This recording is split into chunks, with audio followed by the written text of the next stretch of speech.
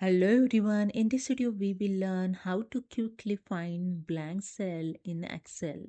So let's start this in my Excel, and here you can see I have a large data, and in this data I have some blank cell. You can see there are somewhere is a blank cell is showing. So I just quickly find it. First select the full data here.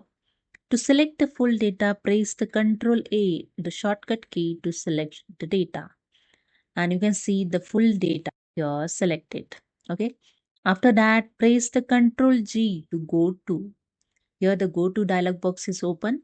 Then click on the spatials option, and here click on the blanks. And after that, just click on OK and wait for the few seconds. And see, all blank cell is selected. Selected is showing. See, all blank set is cell is selected. So this is the way you can quickly find the blank cell in Excel. So hope you understood. If you like this video, please subscribe. Thank you so much.